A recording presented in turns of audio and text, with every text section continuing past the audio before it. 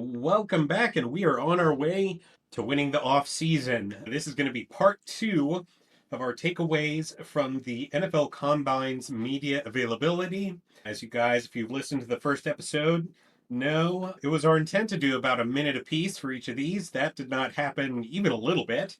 So we went ahead and split it up into two episodes. We probably could have split it into four, but it'll be nice, substantial episodes for you guys. We're going to get right into the AFC East here in a bit. You feeling ready? You feeling froggy? I think so. And I didn't get to tell you this before. Being in Western New York, I actually got to go to a Buffalo Sabres on Tuesday. And surprisingly, the Sabres actually won. Oh, Uh, baby. so that was a lot of fun. And with that, we'll be sticking in Buffalo, talking about the Buffalo Bills first. And the big story that came from, I guess, this week was James Cook wanting to get paid, which, same. Who doesn't want more money, James? Right. But I would say the good news from this is that it hasn't seemed to cause like much friction at all between James Cook and the front office and the coaching. Both Sean McDermott and Brendan Bean, the general manager for the Buffalo Bills, they both talked very highly. I would say Brendan Bean was said something to the extent of, it's like, obviously I wish we would have kept it in house. That would have been preferable. But James is a great guy. We love having him, and I don't know, maybe I'll give him a noogie when I see him next week or whatever. But all signs point to them trying to get that done. But in the event that they don't, I don't think that spells disaster for the Bills. They do have maybe the best running back room depth wise, three running backs in the NFL between Cook, Ty Johnson, who Josh Allen called the best third down running back in the league, and Ray Davis, who in his rookie year really was really productive in the short spurts that he was given. Just something to keep an eye out in if you're Bills Mafia. Now let's go a little bit further north and a little bit more to the east. Joey, let's talk about the Patriots. All right. Patriots is interesting stuff. They've had a offseason very much around their narrative. Of course, they fired Gerard Mayo pretty much the second the season ended, and that was a bit of a surprise to some. Not to people who watched the Patriots, but a surprise to some. Hired former Tennessee Titans coach Mike Vrabel, famously a former Patriots player, and actually a pretty good friend of Tom Brady, too. Pretty based in New England mindset there. Very excited for him to be a part of that. And Elliot Wolf, who was hired, or I think he was promoted to be their general manager in 2024, is still around. And they are walking into the 2025 NFL offseason with the most cap space in the league by a mile. It's well over $100 million in cap space. And they have places they need to spend it. Vrabel emphasized the team's intent to be very proactive in free agency and try to return to contention as quickly as possible. He shut down the idea of a prolonged rebuild, as well he should, because they've got a franchise quarterback on a rookie deal. The one thing we were able to take away from the Patriots season in 2024 is that they've got their quarterback. They did it. This is not Mac Jones 2.0. Their quarterback was playing pretty well with an atrocious supporting cast. Putting some weapons in that guy's hands is going to make for a very interesting team. Their offensive line was bad. Their vice president for player personnel, who's Elliot Wolf, highlighted the need to enhance the offensive line. 52 sacks were allowed last season, if I remember correctly. It's unconscionable. I would not be surprised to see them do the Carolina thing where they just buy a better offensive line, just straight up. They have Mike Onwenu, who I believe is going to settle in at right guard. He's played quite a bit, but I think that's where he's going to live naturally. But they got a lot to go, and they drafted Javon Baker and Jalen Polk, who were worse than useless last year. And so they're throwing balls to Demario Douglas and Kendrick Bourne sometimes, and that's really and Hunter Henry a couple of times, but they're evaluating Travis Hunter, and they've been considering his contributions as a cornerback, yes, but also as a wide receiver. They do view him to be a two-way player, which is pretty cool. Is that too? Like he's Yeah, made it abundantly clear that whatever team he gets drafted to, that he wants to have significant reps at both positions.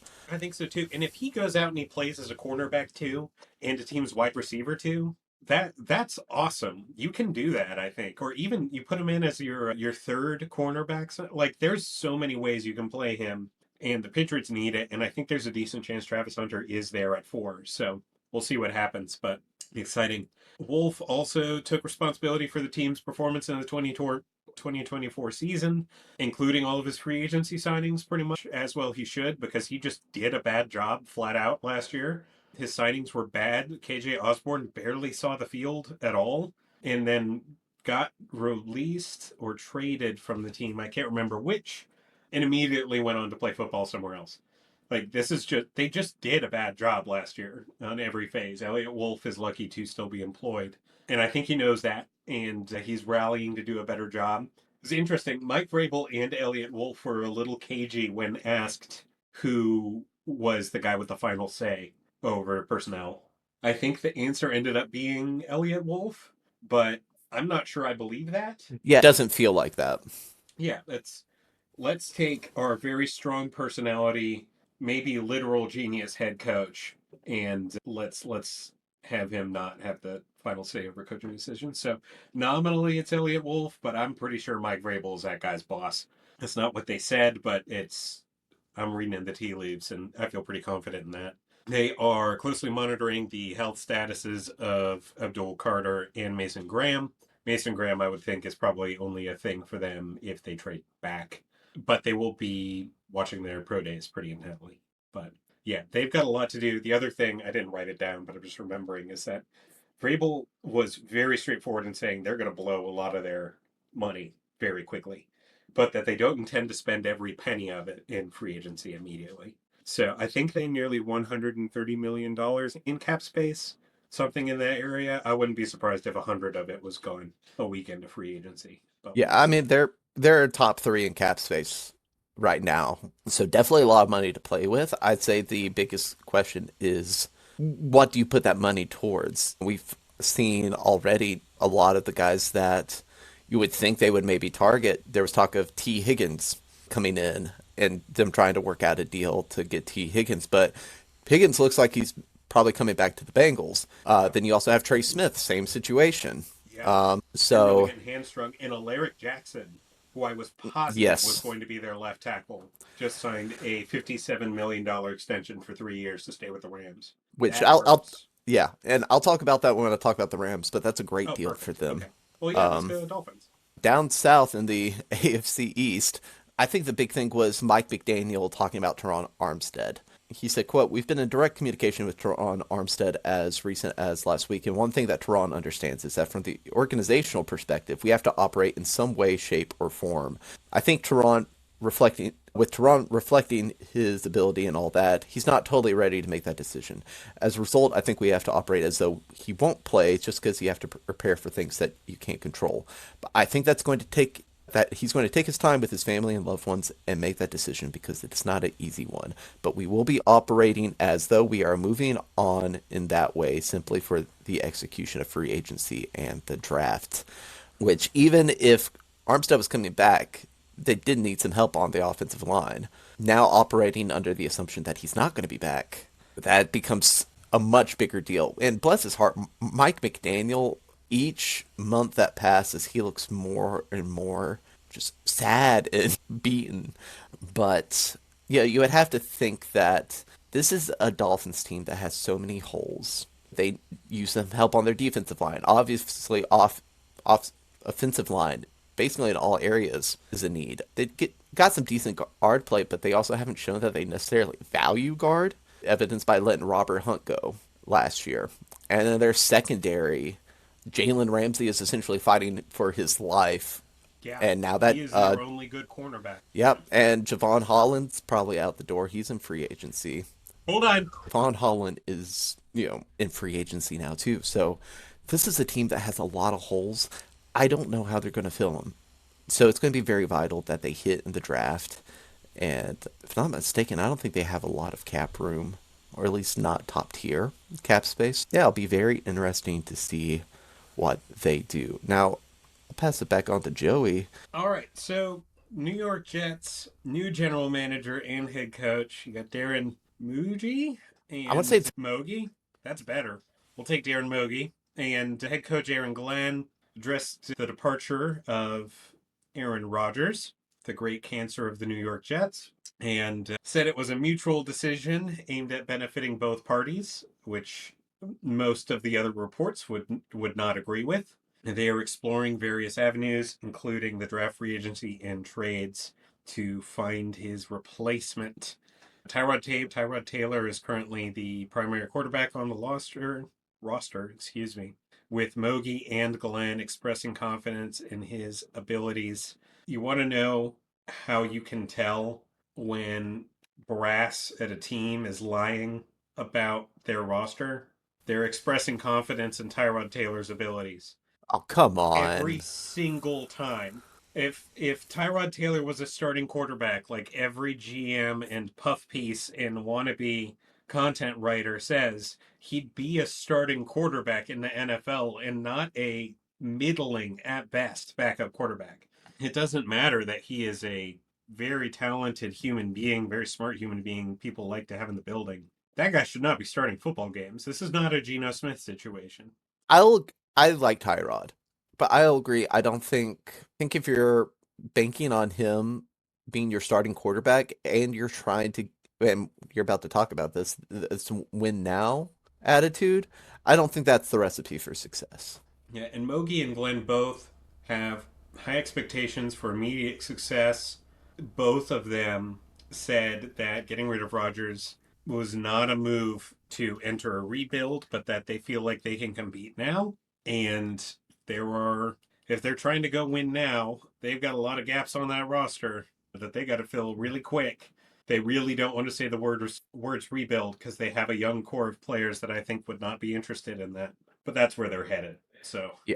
And for the record, I liked the Glenn hire. I will push back when you said Aaron Rodgers is the great cancer of the New York Jets. I think the great cancer of the New York Jets is Woody, but two forms of cancer or did. Now they have one. yeah, let's move on to the NFC East. Let's talk about the Eagles, which congrats to them again for their Super Bowl performance. That was one of the more dominant Super Bowl games I've seen in a while. Honestly, caught me off guard. Was not expecting that. But Howie Roseman, who has done such a fantastic job with that franchise in building the team, really building the identity of that team. And part of it's just constantly drafting Georgia Bulldogs, but it works, so you can't fault him. He spoke on keeping the Super Bowl window open as long as they can by being creative. He said, we have to get creative to make sure that we are keeping as many of our good players as we can. I sat up here last year and I said that's going to include playing young players, and I think that's going to be a huge part of what we are going forward because we are fortunate enough to have a lot of good players who are making a lot of money. Again, I think if you are a team that is trying to consistently compete for Super Bowls like the Eagles are, that's the way you have to go about it because you can't be paying everyone. You have a couple guys that you would say are your core, but they have some decisions to make this offseason. And I think it will be enlightening to see who they see as their core guys through this. Zach Bond, Milton Williams, those guys that are free agents right now. So I'm eager to see what happens with them. If they are able to figure out a way to bring them back, obviously that'd be awesome. I think maybe they could bring one of them back, but Josh Sweat too. But they're also a team that's really good at drafting, unless they get hit with the injury bug or Super Bowl hangover. I expect them to be contenders again next year. I think so too. He Before also, you hit the Commanders, I've got a quote for you that just came out of the combine. That's going to be the okay, quote of the year, I think. oh, There's a line or offensive lineman from Alabama. His name's Tyler Booker. yeah, the guard.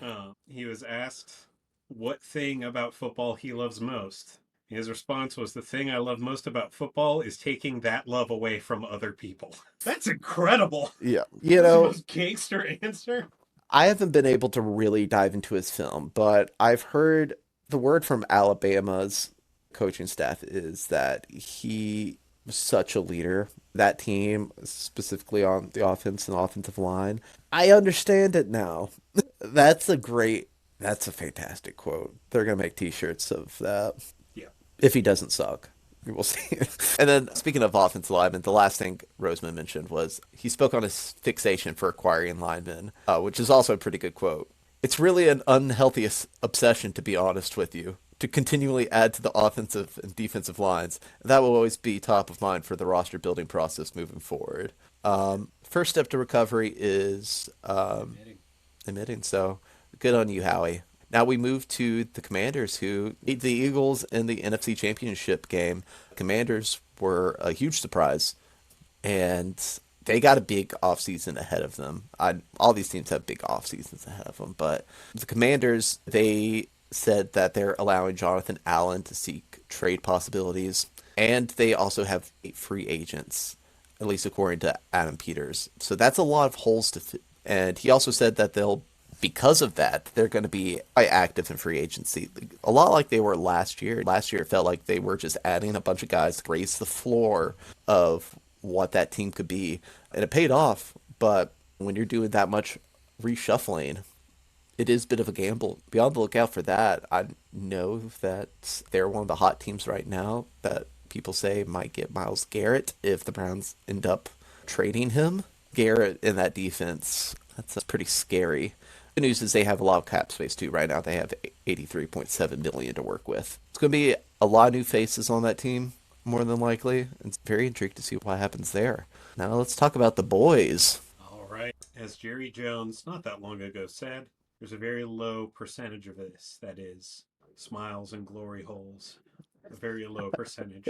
The Cowboys are not going to be good this year. And everything we're getting from is projecting that. Schottenheimer was not a very good offensive coordinator, either for the Seahawks or the Cowboys. It's pretty middle of the road. And now he's their head coach because Jerry Jones is just not tethered to reality anymore. So instead of hiring any kind of experienced head coach, Jerry Jones promoted his former OC, Brian Schottenheimer, who probably shouldn't have been OC in the first place.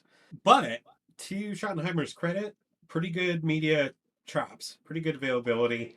Talked a lot about Pete Carroll fired him after the Let Russ Cook season and ended up hiring Shane Waldron, who was way worse. But Schottenheimer talked about that and the mentoring Pete Carroll did, and then eventually they just decided to agree to disagree on some things, and that ended up costing him his job. But Dallas was 16th in yards per game last year and 21st in points per game, if I've done my research right here. Not stuff that you would expect to be super excited about in promoting your OC. But Dave Canales was OC for the Bucks and had pretty similar numbers going into a head coaching gig. So, maybe I'm wrong. And sometimes you're a better head coach than you are an OC, or vice versa. As I said before, you get into people management skills and vision more and more the higher up you go. And maybe that's just what he was built for. But the pressure's on. There is a ton of work that needs to be done to fix the team, and Schottenheimer admitted that. His focus is going to be on fundamentals, player development, and new coaching staff hires to get Dallas back on track. They still got some vacancies to fill. They've done some good job hitting on draft picks recently. I forget the name of their most recent offensive line pick, but he wasn't too bad. Micah Parsons, of course, was an excellent pick, although it sure feels like they picked him out of desperation at the time. CeeDee Lamb, obviously, superb. So good. There are pieces there, but their cap space is not amazing. I can't remember exactly what it is off the top of my head, but I know that they signed Dak to a $60 million a year deal. They signed CeeDee Lamb to an incredibly expensive deal, that is, and Micah Parsons is coming. So you got to draft, and you got to draft well. Schottenheimer thinks his new coaching staff will improve player development a little bit and help turn things around. Schottenheimer seems like a good guy. The Cowboys are not a functional franchise right now. They're going to be in purgatory until Jerry Jones can admit that. And frankly, I don't think that's happening while he's still alive. So I think you got a couple more years of winter there, Dallas, but could be wrong. It's interesting. There used to be a time where Jerry Jones seemed to care about winning Super Bowls, and that time was the 90s. It feels like he cares more about being right now than he does about winning. That doesn't work in this trade or anywhere else. I like to dunk on the Cowboys, but I do hope Brian actually works out for them. I'm a big fan of his dad, Marty, growing up, he was one of my favorite coaches. Unluckiest guy in the world when it comes to winning championships, but if he can channel anything like his dad, then I think it will end up being a better hire than. No kidding. Yeah, I'd agree with that.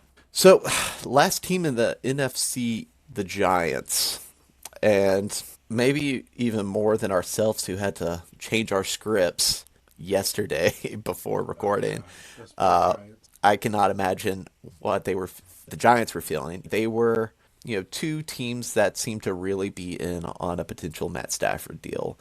And I wrote, if that doesn't work out, I've heard that the Browns are likely to take a quarterback, which is interesting because from what you've heard, from what the Browns have said, they're indicating a willingness to trade that out of that two spot. A couple of days ago, I'm hearing from sources that the Browns are picking a quarterback. So who knows what's going on in Cleveland? Back to the Giants. This might force their hand to trade up because you're looking at the free agency market now without the potential Matt Stafford trade. You could hope that Cousins is able to get out of Atlanta, and that would really be your best bet, your best hope. As you're looking at Sam Darnold and Aaron Rodgers. If I'm Sam Darnold, I'm not being foot in the state of New York if I don't have to. I'm certainly not playing in MetLife again. But Rodgers, another thing, I wouldn't want to. I don't see the appeal. I don't get it. I don't either. I mean, Malik Neighbors exists. That's awesome. Like, no taken away from him and the draw that exists with him. Well, it's But it's so weird already, the Giants offseason, because you had the decision. Everyone was expecting them to be in on a new GM and a new coach. They decide, no, we're going to stick with Dayball and Shane. But then Mara comes out and says, like, essentially the leash is very short. If I'm a free agent, I don't necessarily like that who's trying to be a uncertainty. part of that? Yeah, Yeah, maybe if the team was mediocre last year yeah, and they paid me enough, maybe. They're picking third.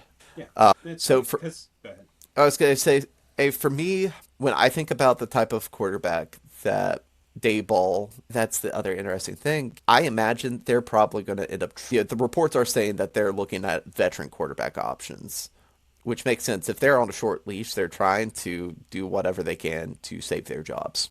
If they end up deciding, okay, we'll go with a rookie, then they're probably going to need to trade up because you don't know what Cleveland's doing. You don't know what Tennessee is doing either. You'd have to hope that maybe you can make a trade with Tennessee to get that first pick so you have your pick of quarterbacks. Yeah, I don't know, man. Yeah, I think the idea is that Shadur maybe gives you a higher floor right out the gate, which with the short leash, that's probably appealing to you. But if they had more time, I think Dayball and Ward would be a pretty solid fit. It is. It's the fact of the matter is Joe Shane should have been fired this offseason. Like that's not. I don't even know that that is subjective at this point. He was so utterly buffoonish in the 2024 offseason that Hard Knocks could not find a team willing to participate this year because they Hmm. were worried that they would be as exposed as Joe Shane was in that year. He does not understand how to build a team, and he does not understand how to negotiate with people. As long as he is there, you will not be a competitive football team. Now, Brian Dable has some offensive acumen. He's got a Coach of the Year award under his belt, but he can only fire the ammunition that Joe Shane gives him. So they must address the quarterback position. They must do it immediately. And they have to find Stafford wasn't going to work.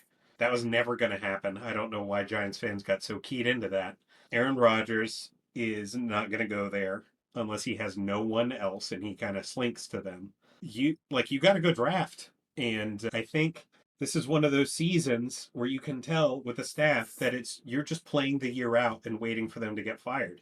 Like I don't know what the growth plan is outside of that. We're just forestalling the inevitable, which is funny because John Mara, like I think of him and I think of all the times he has stood up for fans at owners' meetings before I think of anything else. Like I think about him standing up for ticket holders when they buy tickets and the NFL flexing schedules and just screwing tens of thousands of fans out of their travel plans.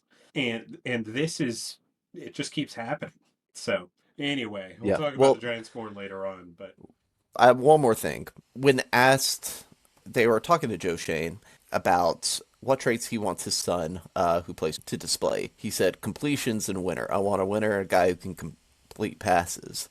So naturally, one of the reporters chimes in, is that applicable to what you're looking for the Giants? And Shane got flustered. It was Whoa. like realized he's and so then he awkwardly pivoted to talking about leadership. It wasn't great. If you have That's a time, softball too. yeah, Like, oh man. yeah. If you have time, go watch it. It was actually pretty interesting for that moment. But if the first part is accurate, and if they believe he can be a good leader, then I feel like that would tip more towards the Shedeur Sanders direction.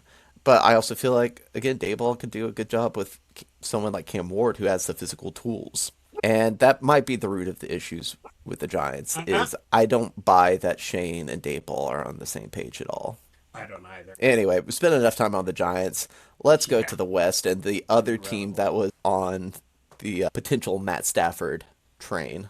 Yeah, this one almost makes sense. I was kind of into this as if he wasn't going to be on the Rams, the Raiders, the Las Vegas Raiders almost makes sense. You got Tom Brady there, magically having a conversation with him in Montana. I love how involved Tom Brady is getting with the Las Vegas Raiders. I don't know how good Brady's going to be at this whole sportscasting thing. It doesn't seem to be his greatest strength, which is funny because he's this super genius, hyper intelligent football savant robot. It's not translating very well into play calling, but his involvement with the Raiders is actually something that I talked about here. Has been such a good resource for a team that does not know what competence is right now, or has not for the past few seasons, I should say. Even like the second Gruden stint, we were hyping up Gruden in the previous episode, and deservedly so. But like that was not a good team that was being worked with. This is the first time we're seeing some interesting stuff come out of them. Pete Carroll got hired to be their head coach, which I don't know about you, surprised the hell out of me. That's an old man taking a franchise that is going through a rebuild. An old man with a offensive philosophy that is a little dated, I think anyway. He's a ground and pounder. He, during one of his interviews, talked about the 3 yards in a cloud of dust. And he said he wasn't quite in that school anymore, but that man likes to pound the rock, which is funny because his team has the worst running back room in the country. But they, Pete Carroll, for his age, God knows he's got the energy. He's got the mind. Like he might have to go get more prostate exams than most of the other head coaches, but like he'll be around for a few years. He's got an aggressive approach he wants to employ to win immediately. He's got a great relationship with John Spytek, best name in all of football, and Tom Brady. He is focused on putting his coaching staff together that is diverse, Seattle colleagues, some Raiders coaches, some new faces. I think if for some reason something were to happen to Canales, this would be where he would fit. That's the vibe that they're going for, I Mm. think, in a lot of ways. And I think that's cool. Stafford's remaining in Los Angeles on a restructured deal. That they wanted him bad. And I think that would have checked a lot of boxes for them because they are deceptively close to being competitors, I think, especially with the amount of cap space they've got. Hard division, but they do have some pieces that are good, and they're another one with a threat. Max Crosby doesn't want to be there for a rebuild. Colton Miller's about to hit 30. That's their franchise left tackle. Like they got some, they need to show that they're trying. But now, of course, they're exploring quarterback prospects at the NFL Combine. I believe they're picking sixth overall in the NFL draft. It is possible that there's a quarterback still there at six, but I doubt it. This screams Jackson Dart territory to me, but we will see. In the second round, not the first round. Oh, okay. No, no, no. They're like a pick one of these flyers in the second and third round, pull in a veteran, see what happens. Aiden O'Connell played okay last year to play up the stretch. Desmond Ritter's unwatchable, and I think Gardner Minshew got done pretty dirty. We've already talked about that a little bit, but they took a below average starting quarterback, gave him the worst running game in the league, and told him to figure it out. That's a top 10 quarterback might be able to do that. You can't put that at a bridge level quarterback. That's just not reasonable. Their offensive coordinator choice turned heads. Chip Kelly, college coach. I don't know a lot about him, but I know he's kind of a legend in that space. I'm gonna have to watch some of his stuff to get a better idea of how this is going to flow. But I love the idea of that splash. Do you know anything about Chip Kelly? Yeah, Chip Kelly had that stint with the Eagles, and I think that for a while that's what he was most famous for. It started off pretty awesome initially, and then I think a lot of Eagles fans feel like when he started getting more guys that he felt fit his system and got rid of guys that he felt didn't fit his system, that's when things started to go downhill. Kelly, I think he's a great offensive mind. I think if he's not in charge of personnel decisions, he has shown flexibility, being able to rework schemes for the talent that he has. I think keeping him in that space will be good, and I like the hire. I think there's a lot of different interesting personalities and minds in the Raiders sphere right now. And so it's the same thing with the Bears. Like, that could blow up in your face. I don't Well, know. Pete Carroll's got a little bit of that CEO vibe going on. Like, Yeah, I think his odds of that working are better than Ben Johnson's might be. I'd agree. And if for no other reason than Pete has the experience. He's done this. Absolutely. He did it at USC, and he did it with the Seahawks.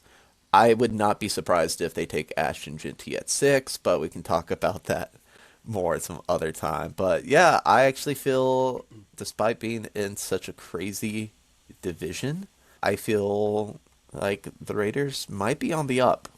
I think they're going to be fun to watch next year, deceptively so, especially if they can hold up. Like, if Max Crosby will stick around, that's good. And I want to see Ashton Genty at 6 would be interesting. I want to see what they do with the running back position.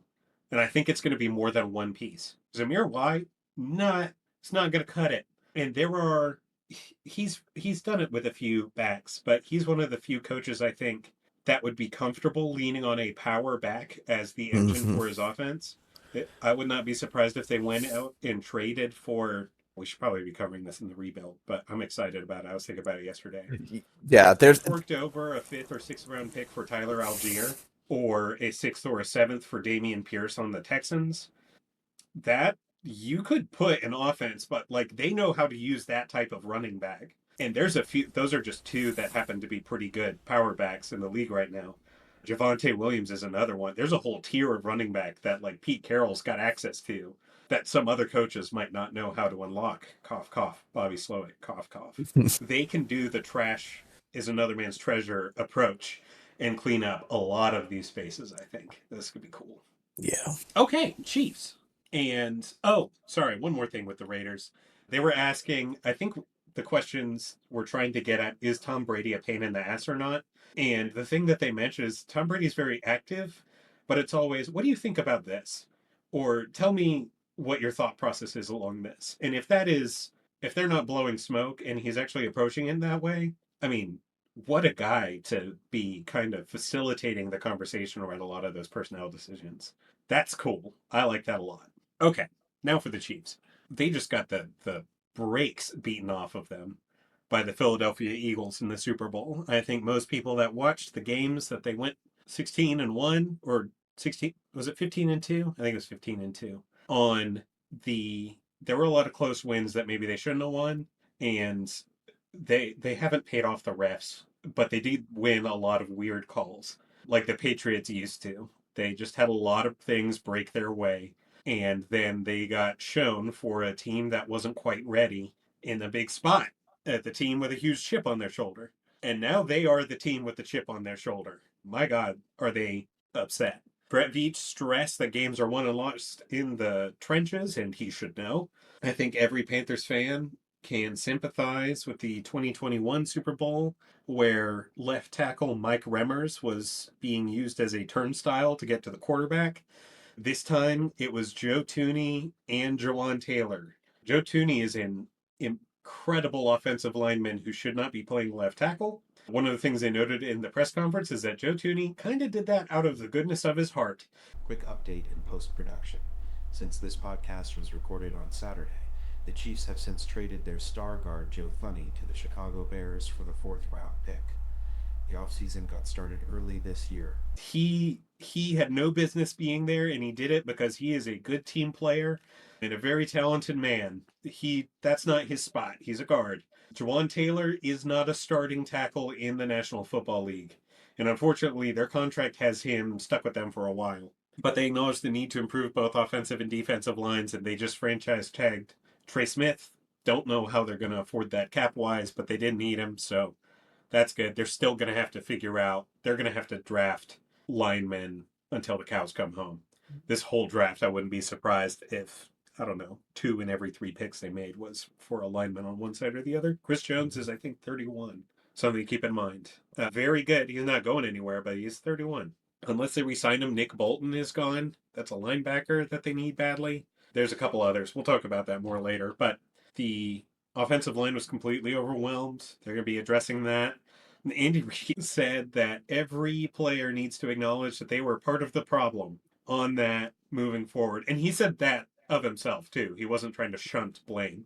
Dude, nothing worked the way it was supposed to, except for see if you're worthy.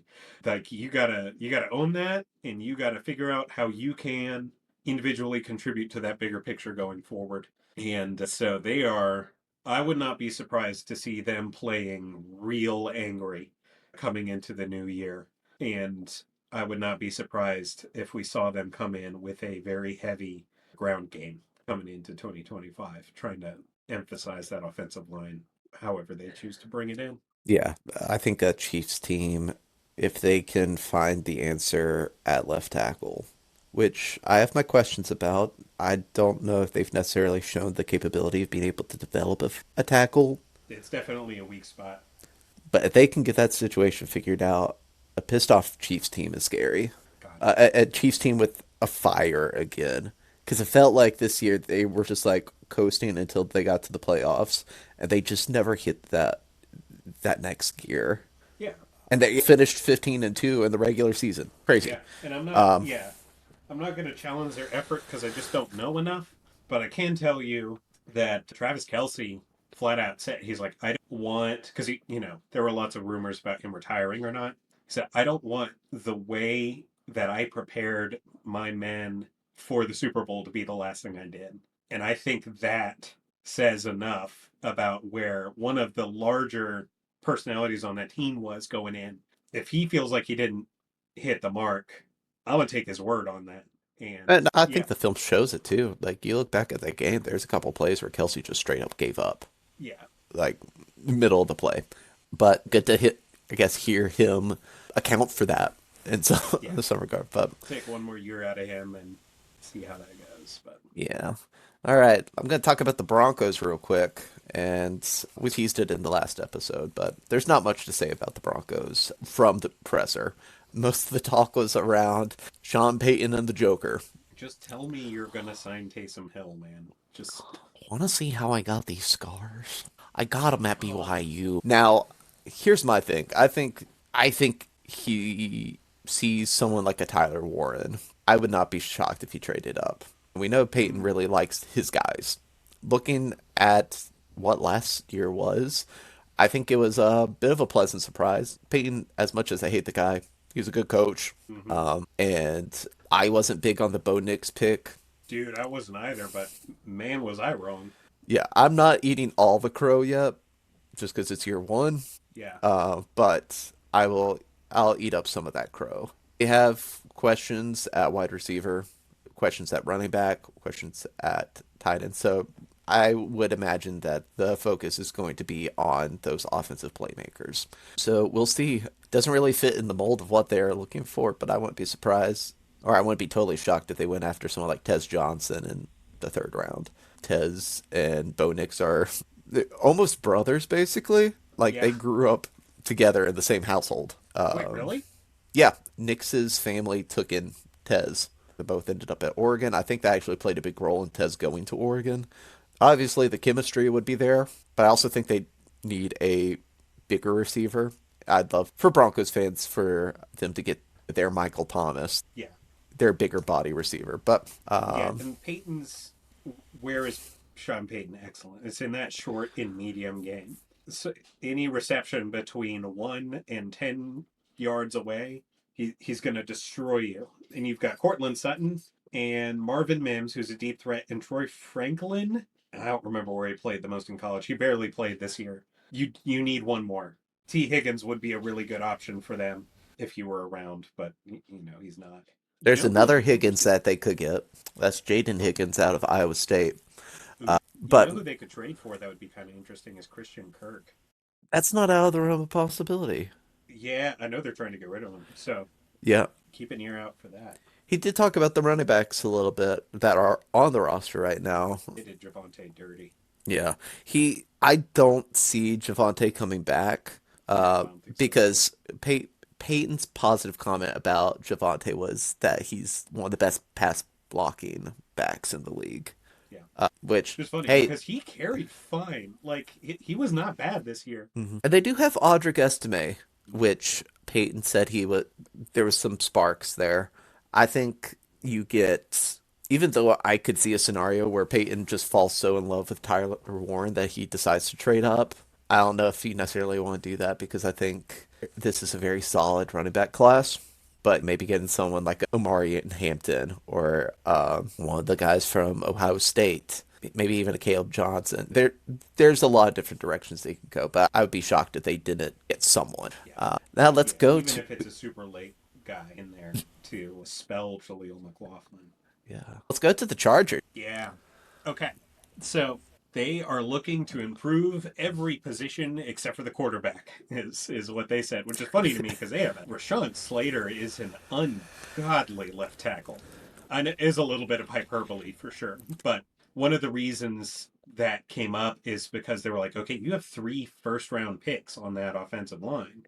And that I mean, it's Jim Harbaugh. That probably made him feel some type of way. His pants got just a hair tighter. And so they were like, are you going to keep going that way? And he was like, don't talk to me right now. I And can only take so much. yeah, but they know that he is, because a lot of it comes from the fact that he got his ass kicked in the playoffs. And some of that, people were dunking on him really hard because of the number of turnovers that were generated in that game. 2 of them were his fault. The other ones were not. He Hmm. got, it's like way back when Tannehill had, I want to say, 3 interceptions in an AFC championship game.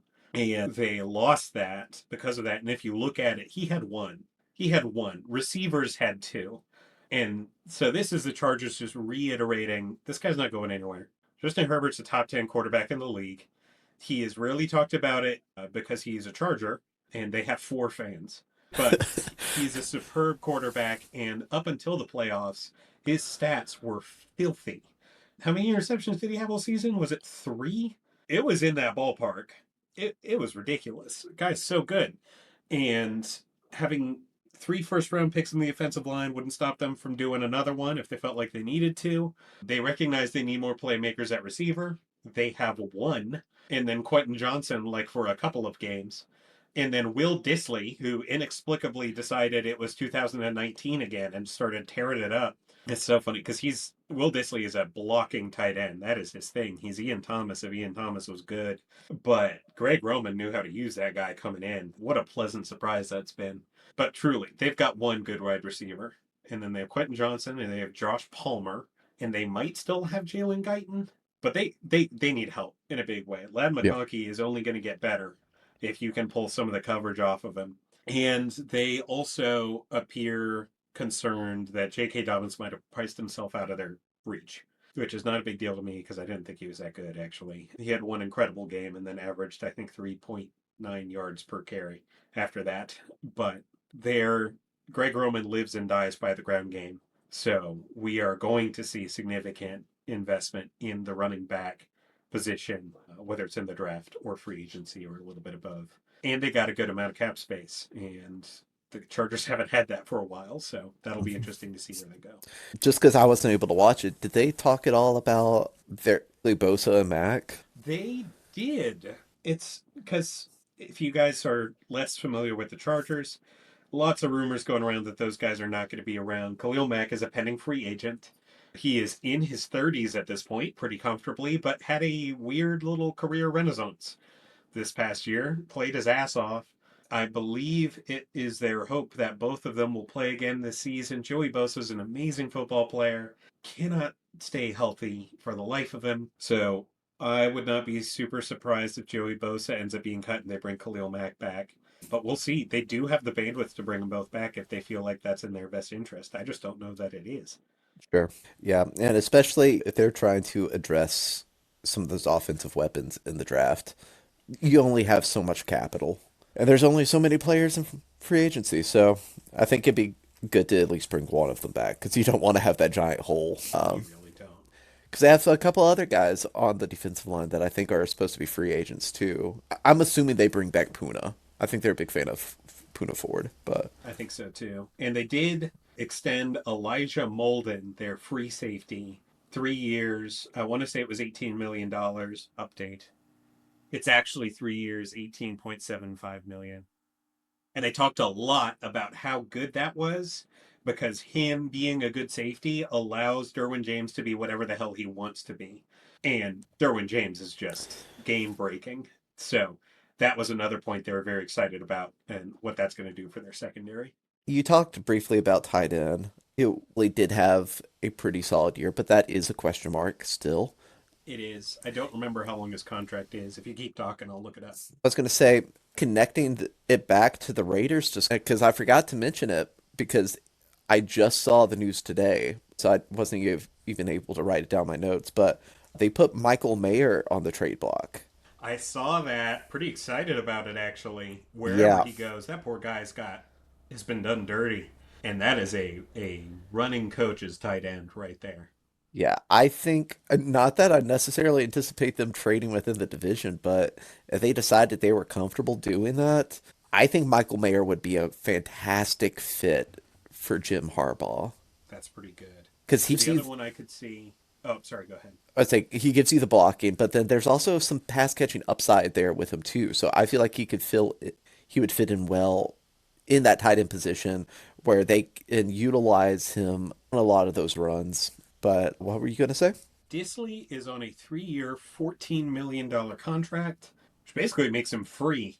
And I could see them absolutely adding a second right with him. If anyone could use that, it's them. And they'd be happy as a clam about it. But yeah, it's nice to see a team that just really uses the tight end as a blocking engine. But yeah, okay. Of course, they could On always to also go. okay. I was going to say, there's also Loveland in the draft, who Yeah, did go to Michigan.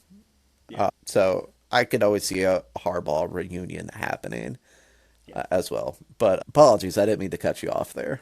No, that's okay. I was just going to scoot us over to the NFC West. The San Francisco 49ers cannot seem to catch a break in terms of off-season drama these past few years.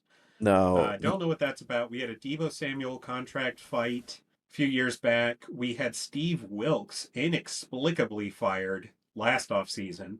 Brandon Ayuk trade requests put frameworks in place, et cetera, et cetera. We have Deebo Samuel again looking to get a trade. What did we find out from their availability? listen, John Lynch made the comment that he's looking to add more youth to this team. And you said the Lions probably were the most injured team. I would raise you the San Francisco 49ers. They had a bad time, man. That was Um, bad, bad, bad. for a team that was so recently in the Super Bowl, I don't know. I cannot get a read on what direction the Niners are heading. With the injuries and some of the aging players, it's not surprising to hear that they want to add more youth. You mentioned that they're expecting with comp picks, they should have about 10 picks in the draft, which is great for them. Of course, not necessarily the highest picks. I don't think they have a first rounder this year. Who'd they lose it for? Here, you keep going. I'll look it up for you. Thank you. Wait, no, they do. They totally do. I'm an idiot. I think because they're picking a lot higher in the draft than they have been the last few years, it threw me off. The Niners have been one of those teams. Either they're picking third or they're picking 26th for the longest time. No To, kidding. to see them in the teens is a bit crazy. We all know about some of the turmoil going on there with both Debo and you had the Ayuk situation not long ago, McCaffrey and his injuries. They definitely need to bolster that defensive line. They could add more to the offensive line. They're losing. They're probably going to need to fill in the linebacker position, probably a safety, probably a cornerback. Just a lot of holes, man. I to bring a little positivity back though.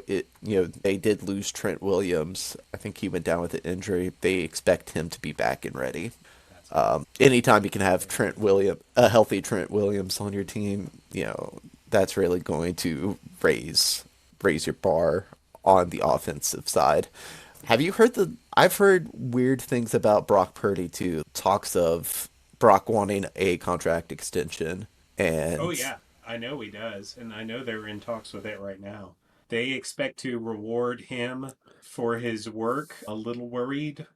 I love Brock Purdy. He, in my head, is just Gardner Minshew in a better situation, in the good and bad ways. He is a very capable quarterback. He should be a franchise quarterback. He is not a $60 million a year quarterback, I don't think. And I'm worried what will happen to his weapon set if they extend him quite like he wants to be extended. If you give him a Baker Mayfield contract, he's going to light the league on fire for the next 5 years. But I don't think he's settling for that. hmm And I think if the 49ers don't pay him that, someone else will, yeah, which is a little scary. I really like the 49ers. If the Patriots and Panthers didn't exist, I'd probably be a 49ers fan. But I'm worried about them officially for the next year. agreed. I think the Niners were the team that got me to really fall in love with football before I even started watching like games. And that's because I had the old like three old NFL films VHSs, and they were from uh, the big one I'm remembering was from I think it was the '89 season, and that was the Niners, the Joe Montana just creaked the Denver Broncos in the Super Bowl. But yeah, a lot is up in the air with the Niners, so we'll see what happens there. Another team with some questions. You have the Cardinals. We do indeed. The Cardinals are prioritizing bolstering their defense in the upcoming NFL draft. Definitely a position in need for them, or not position, area of need for them. Projections suggest that they may trade down from their original pick to acquire additional selections, aiming to address multiple defensive needs. That, of course, would necessitate having a trade partner to trade down with, which is, it's always easy to say, oh, they hmm should trade down. That doesn't mean anything unless someone else sees something of value where you're at. And this is a draft where picks 20 through 50 are super, there's value there. So it's like, okay, who's forking over a ton of money here? Some potential draft targets might include Michael Williams, who we've talked about before, and Omar Norman Lott. That's not something specifically related to what they said. It's just a thought that I had previously. Head coach Jonathan Gannon addressed the media discussing the team's energy and areas for improvement. He emphasized the importance of red zone execution in the development of rookie players, indicating a focus on refining offensive strategies and player growth. So they've got weapons, right? And they need to figure out if Kyler Murray is going to be their guy for a third contract. I don't think he is, but they're not having that conversation just yet. But they've got Trey McBride. They've got Marvin Harrison Jr., who they did not use correctly last year. And then they've got Michael Wilson. So things exist. Their offensive line isn't terrible, but they need to focus on their execution better. Jonathan Gannon is a defensive coordinator turned head coach, and he needs a little more help on the offensive side of the ball. And they are going to need to refine their offensive execution, and they need to rebuild their defense outside of Buda Baker and Zach Allen, who, of course, is incredible. Wait, is Zach Allen still a Cardinal, or is he a Bronco He's a now? Bronco. Dang. Okay. Well, get wrecked, Arizona. Yeah, so there you go. I'm definitely going to leave that part out. But they got a lot of areas that they need to improve on the defensive side of the ball. And then they need to improve their execution on the offensive side. So they've got work to do. It is not impossible that they're a playoff team next year. They're not that far removed. But there's work to do, and Gannon knows that. For sure. What do we got with the Rams? The Rams were probably one of the biggest stories over the last few days, and that's mainly due to the Matt Stafford debacle, which ended up being nothing, but ended up having still quite the impact. It was so frustrating making these notes. I did most of my notes Thursday, stayed up later than I wanted to. Fantastic. Yeah. So Friday, I'm beat. I'm thinking I'm just ready to get home. I'll watch the combine because again, I think we'll probably end up doing a combine winners and losers episode. But I can watch the combine, but it won't be as intensive. And then the Matt Stafford thing happened, and they're like, "We're expecting a decision one way or the other on Friday." Turns out he's staying, which Yeah. I think is great news for LA. And honestly, thrilled that it didn't stretch out longer because sometimes they put deadline on, and it doesn't mean a thing. So, I yeah. Yeah. And LA, you have to think they I feel like they gave the Eagles, I'm sorry. I feel like they were one or two games away from being in the Super Bowl. And I think if they go up against that Chiefs team, I think they stand a really good chance of winning. I think they would have stood a good chance of beating the Commanders. I feel, yeah, and they're a young team too in a lot of areas. That defense, holy cow, man. That was up in the air because if Stafford's gone, I want to say McVay made a comment about how he was pretty bullet, or like he was pretty happy with Garoppolo. I don't know how much you buy that. I feel like part of that's The Tyrod Taylor School of Gamesmanship. yes. Of course, we also know how McVay is with his veteran quarterbacks. No, Stafford coming back for them is huge. Just as big as Alaric Jackson re-signing. On a all things Decent considered, deal. yeah, it's pretty team friendly. I think you still try to find another tackle for that other side. I think there's questions about Cooper Cup. We're not sure what's going to happen with him yet, and I think you can continue adding to that defense, particularly the secondary. But man, I feel like if they have a good draft, they're certainly contenders. I think so too. At some point he's going to decline. People are claiming he's declining already. Matt Stafford is a damn good quarterback, and he doesn't get talked about in that top 10 space maybe as much as he should. His weapons are good, and his play calling is even better. But he's a superb franchise quarterback. You have him for another 2 years. You have a window for 2 more years. Yeah. Do they need to get someone behind him? Probably. Stetson Bennett journey has not been great. So we'll see about that. But I think the Rams are going to be pretty competitive this coming year. And the last one of the 32, and the last one of the NFC West, Seattle Seahawks. Made some headlines after I wrote my initial outline because DK Metcalf has been rumored to be on the trade block since the end of the season. A lot of the beat writers or internet reporters out there were saying he's going to get traded to New England, he's going to get traded to Carolina, he's going to get traded to insert wide receiver one needy team here. I have no idea where those came from, and it appeared that John Schneider did either. He appeared to be pretty incredulous when asked about trading DK Metcalf, indicating the team had no intention whatsoever of moving their star wide receiver, who's now their wide receiver too. Jackson Smith-Njigba is, in fact, him. He is that good. Tyler Lockett's not going to be on that team next year. Unfortunately, he's definitely going to get cut. But Schneider emphasized Metcalf's importance to the team's offensive strategy and future plans. It doesn't, like, people are saying, yeah, the Seahawks are over the cap. They're over the cap. They're over the cap. We got to get rid of this guy. They have their wide receiver one. They're fine. If they get rid of Lockett, they're under the cap again.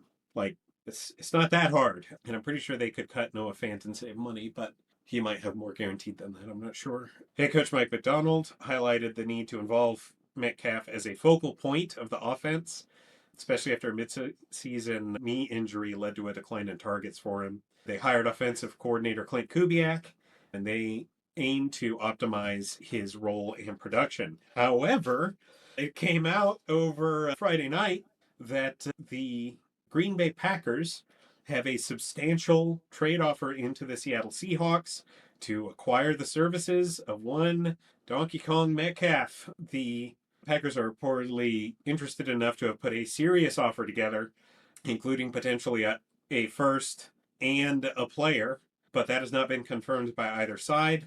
Their public stance certainly suggests a commitment to retaining Metcalf, but keep an eye out because it may well be that the Seahawks start the year with Jackson Smith-Njigba and Romeo Doubs, or Jackson Smith-Njigba and Christian Watson as their 1 and 2. We'll see if that pans out, but that is what people are talking about right now. And enough folks have said it that I'm not sure it's just smoke. Yeah. And for the record, and this may be a hot take, I think that might actually be a decent deal for both teams. I think so too. I think DK, obviously, teaming up with Jordan Love, I feel like that connection could be pretty dangerous. And obviously, Green Bay needs a number one wide receiver. They got some guys there that can definitely contribute. But they did take a bit of a step back as a unit last year. And for Seattle, I think having a little bit more flexibility with the contract situation and being able to, like, okay, now we can some of this money elsewhere that we would have been putting towards DK. The wide receiver class is not excellent this year, but it's not bad.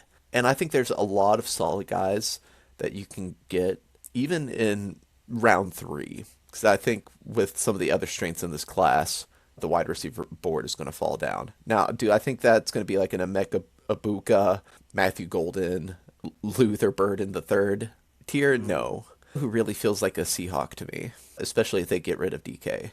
Jack Bech. Jack Bash. Yeah.